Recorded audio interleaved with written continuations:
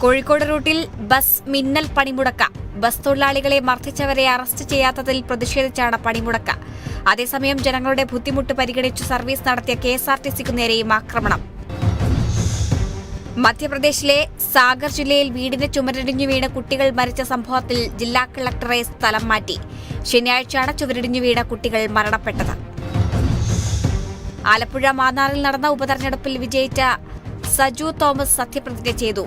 ഇന്ന് രാവിലെയോടെയാണ് സത്യപ്രതിജ്ഞ നടന്നത്. ചടങ്ങിൽ പഞ്ചായത്ത് പ്രസിഡന്റ് TV രത്നകുമാരി സത്യവാചകം ചൊല്ലിക്കൊടുത്തു. വീട്ടിൽ അതിക്രമിച്ചു കയറി മോഷണം. മോഷ്ടാവ് ശിവപ്രസാദ് കിളിക്കൊല്ലൂർ പോലീസിന്റെ പിടിയിലായി. വീട്ടിൽ അതിക്രമിച്ചു കയറി 75,000 രൂപയുടെ വീട്ടുപകരണങ്ങളാണ് പല ദിവസങ്ങളിലായി ഇയാൾ മോഷ്ടിച്ചതെന്ന് പോലീസ് അറിയിച്ചു.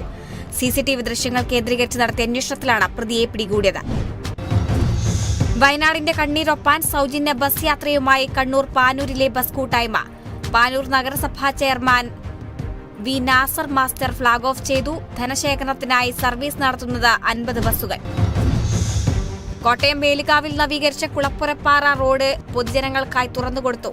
റോഡിന്റെ ഉദ്ഘാടനം MLA മാണി സി കാപ്പൻ നിർവഹിച്ചു.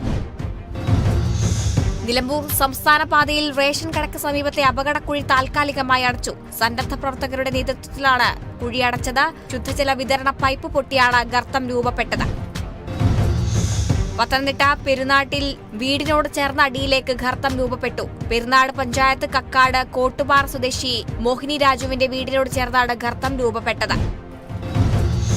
ഫുട്ബോൾ വാങ്ങാൻ കൂട്ടിവെച്ച പണം മുഖ്യമന്ത്രിയുടെ ദുരിതാശ്വാസ നിധിയിലേക്ക് കൈമാറി സ്കൂൾ വിദ്യാർത്ഥി Aman Chand. Irinjalakuda national higher secondary സ്കൂളിലെ 8ാം ക്ലാസ് വിദ്യാർത്ഥിയാണ്.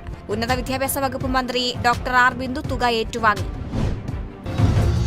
പത്തനംതിട്ട പുളിക്കീഴ് ബ്ലോക്ക് പഞ്ചായത്ത് ദുരിതാശ്വാസ ഫണ്ടിലേക്ക് 5 ലക്ഷം രൂപ സംഭാവന നൽകി. Pulikeezh block president MLA Mathew T തോമസിന് തുക കൈമാറി.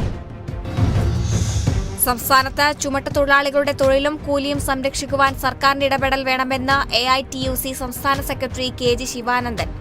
AITUC ജില്ലാ സമ്മേളനം ഉദ്ഘാടനം ചെയ്യുകയായിരുന്നു അദ്ദേഹം.